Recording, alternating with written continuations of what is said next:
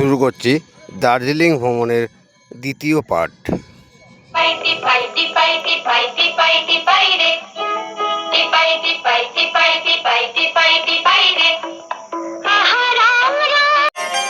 চা বাগান,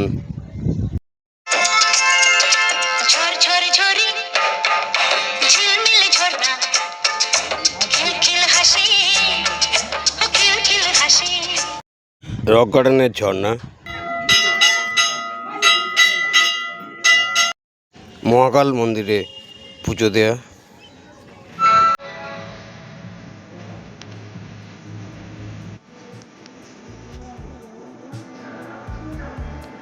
চৌরাস্তা এবং চক মার্কেটের সকালের নীরবতা,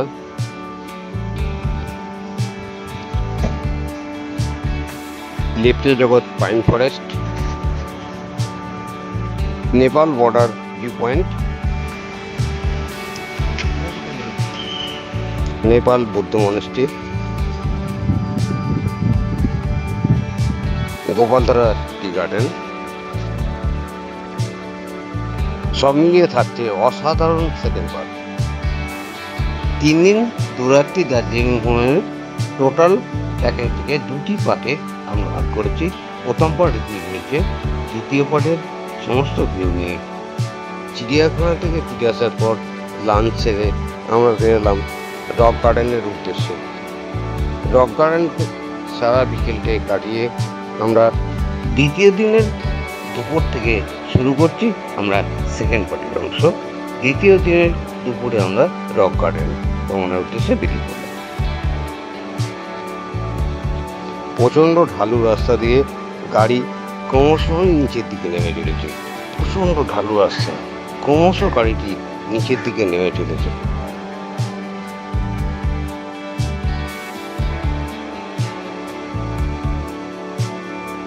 রাস্তার মধ্যে অনেকগুলো হেয়ার পিন টার্নিং, সত্যি অসাধারণ দর্শনীয়।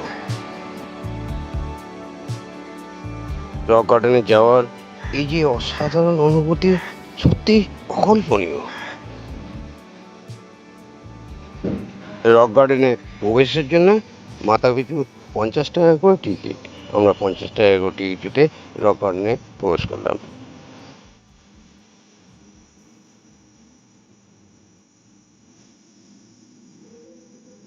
রক গার্ডেনের অসাধারণ ভিউয়ে কোনো বাজেট নয়, কোনো খরচ খরচা হিসাব নয়, শুধুই এন্টারটেনমেন্ট। আর রক গার্ডেনের শুরুতে প্রবেশের পরেই আমরা দেখলাম অসাধারণ ঝর্ণা, যে ঝর্ণা সত্যি দৃশ্যমান সবসময় চলে চলেছে। কিছু ফটোশ্যুট এখানে করে নিলাম। তারপর সেতু পেরিয়ে আমরা একের পর এক পাহাড় অতিক্রান্ত করে ফিরে চলেছি রক গার্ডেনের ভিউ দেখার জন্য। রক গার্ডেনের অসাধারণ ভিউ।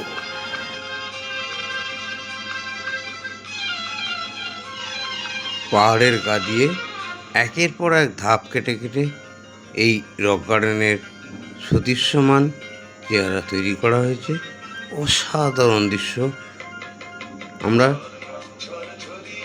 সেই পাহাড়ের গা দিয়ে রাস্তা বরাবর এগিয়ে চলেছি। একের পর এক বেশ কিছুটা উঁচুতে আমরা উঠে রক গার্ডেনের টোটাল ভিউটা পরিদর্শন করব আর একটু আনন্দের সাথে শুধুমাত্র দর্শন করব।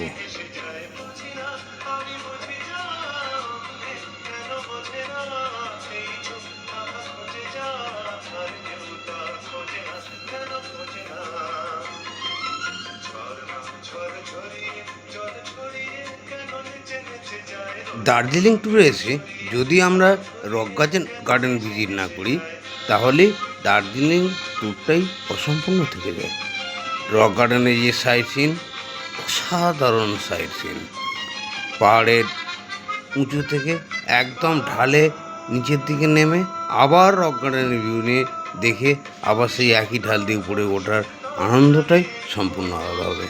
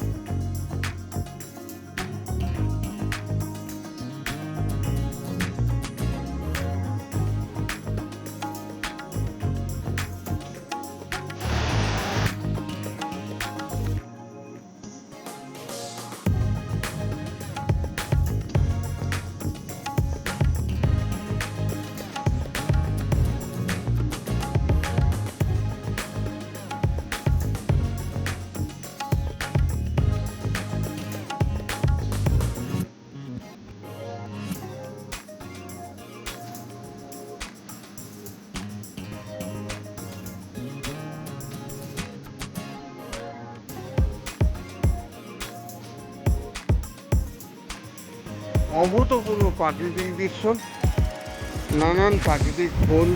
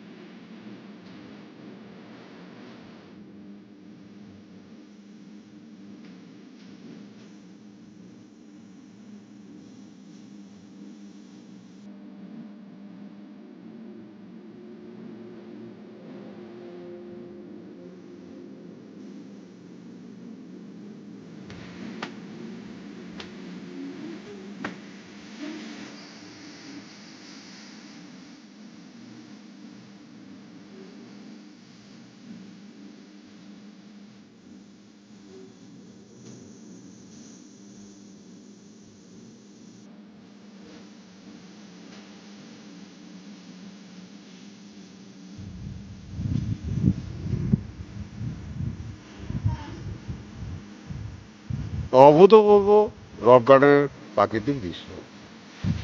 দার্জিলিং বেড়াতে এসে রক গার্ডেনের এই প্রাকৃতিক দৃশ্য না দেখলে মিস করবে না।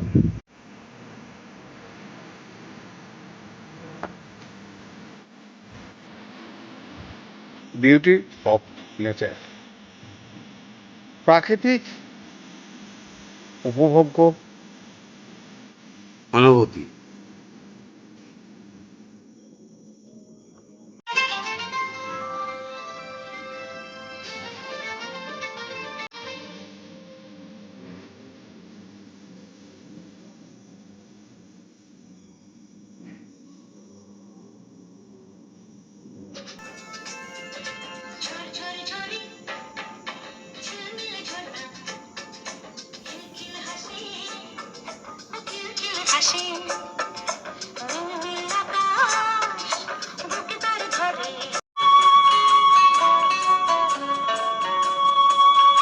আমরা রক গার্ডেন ভিজিট সম্পন্ন করে আবার দার্জিলিং শহরের উদ্দেশ্যে রওনা দিলাম।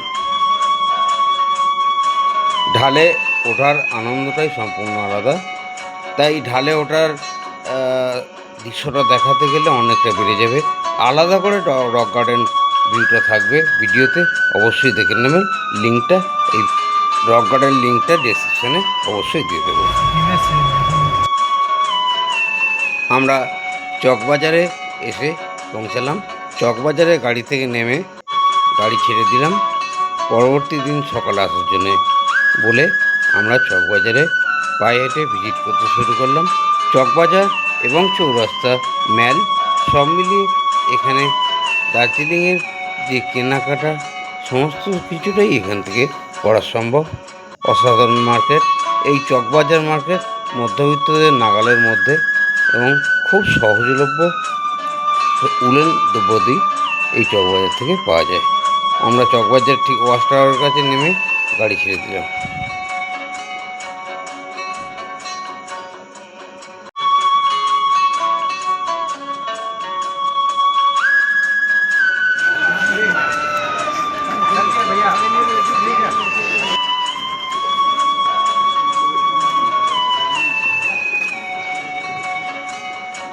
পরের দিন সকালে, অর্থাৎ তৃতীয় দিনের সকালে একদম ভোরে উঠে আমরা মহাকাল মন্দিরে পুজো দেওয়ার উদ্দেশ্যে রওনা দিলাম।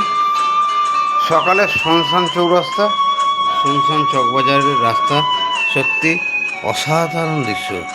এখানে হনুমান, এই লোক শূন্য শুনশান রাস্তায় হনুমান বিচরণ করছে।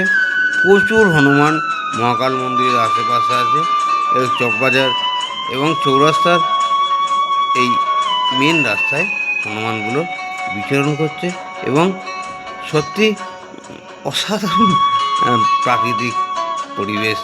এই ভোরে রাস্তাঘাট পুরো ফাঁকা।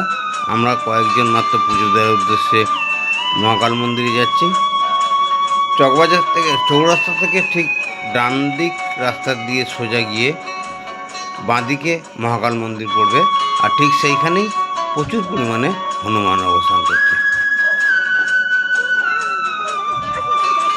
আমরা চৌরাস্তা থেকে মহাকাল মন্দিরের উদ্দেশ্যে ডান দিক বরাবর সমান্তরাল রাস্তাটি ধরলাম এবং এগিয়ে যেতে থাকলাম।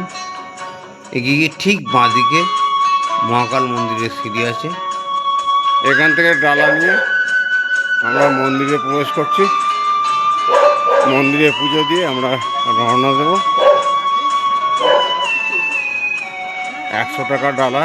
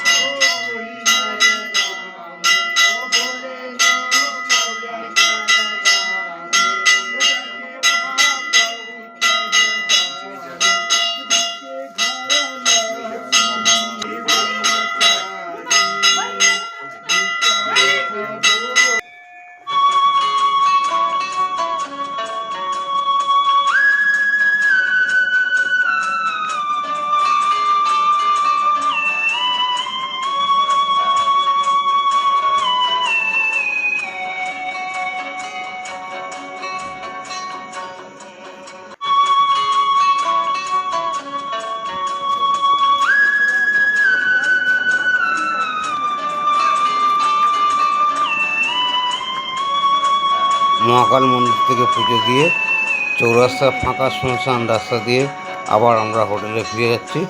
এখানে আমরা হোটেলে গিয়ে সকালের জলখাবার খেয়ে ব্রেকফাস্ট করে আমরা পাইন ফরেস্টের উদ্দেশ্যে রওনা দেব। আমাদের শেষ দিনের সাইট সিইং শুরু হবে পাইন ফরেস্ট দিয়ে। পাইন ফরেস্টের পর আমরা পরের যে পয়েন্টগুলো দেখাবো সেগুলো আলোচনা থাকবে।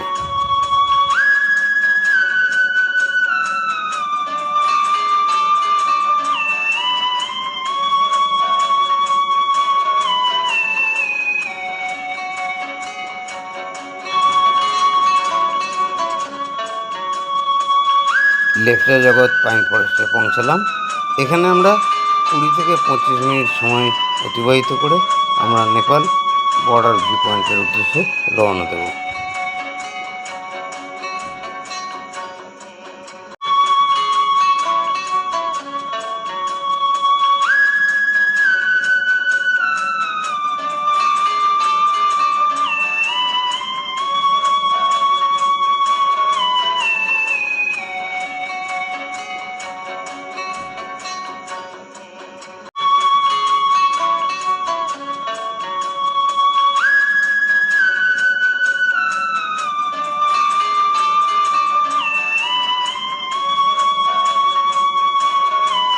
এই ফাঁকে দার্জিলিং ভ্রমণের 3 দিন 2 রাত্রি টোটাল খরচ খরচা নিয়ে একটু আলোচনা সেরে নিই।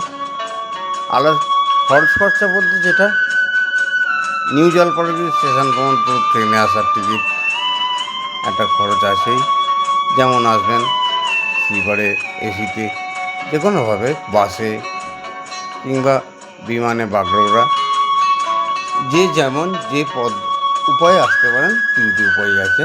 এরপর আমরা শিলিগুড়ি বা নিউ জলপাইগুড়ি স্টেশন থেকে প্রাইভেট কার, এই প্রাইভেট কার শেয়ার ট্যাক্সিতেও যাওয়া যায়, 300 টাকা মাথা পিছু পড়ে। আর 7 জন মিলে একটি কার বুকিং করে আমরা যেতে পারি। আমরা আপ অ্যান্ড ডাউনের একটি কার এবং ওখানকার ভিউ পয়েন্ট দেখার জন্য একটি কার বুকিং করে নিয়েছিলাম। টোটাল 3 দিনের খরচ হিসাবে 11,000 টাকা নিয়েছিল এই গাড়ি। এবং ওখানে হোটেলে 2 জন করে কাপেলের একটি রুম, 2 জন বা 3 জন থাকা যায়। আমরা যেহেতু 7 জন ছিলাম, 2 জন করে 3টে রুম, একটি রুমে 3 জন, মোট 7 জনের ক্যাপাসিটিতে আমরা 3টে রুম নিয়েছিলাম। এবং হোটেলে খাওয়া দাওয়া, রুম সমেত যে কস্ট, যেমন স্ট্যান্ডার্ডের হোটেল নেবেন, স্ট্যান্ডার্ড ক্যাটাগরি, গ্লেস ক্যাটাগরি, বিভিন্ন স্ট্যান্ডার্ডে আছে, সেভাবে নিয়ে আমরা ব্যবহার করতে পারি। তো টোটাল মাথা পিছু প্রায় 3,500 টাকা করে খরচ পড়েছিল আমাদের এই প্যাকেজটাতে। 7 জনের প্রত্যেকের মাথা পিছু 3,500 টাকা করে খরচ পড়েছিল new Jalpaiguri two new Jalpaiguri. এবং আরও কিছু খরচ হয়েছিল, যেগুলো হচ্ছে পার্কিং ফিস, বিভিন্ন জায়গায় পার্কিং ফিস বা টুকটাক খাওয়া দাওয়া বাইরে, এগুলো তো কোনো বাজেটের মধ্যে আসে না। একটা বাড়ি বেড়াতে গেলে যে খরচগুলো হয় সেটা তো করতেই হয়। এখন আমরা নেপাল ভিউ পয়েন্টে পৌঁছে গেলাম। এই নেপাল ভিউ পয়েন্টে সত্যি একটা অসাধারণ জায়গা। আমরা যেখান থেকে দাঁড়িয়ে ভিউটা দেখব, ওটা নেপাল এবং ইন্ডিয়া বর্ডারের মধ্যেই পড়ে। বর্ডারে দাঁড়িয়ে আমরা ভিউটা দেখব। অসাধারণ ভিউ এখান থেকে দেখা যায়, দূরের নেপালের পাহাড়গুলো সত্যি খুব দৃশ্যমান।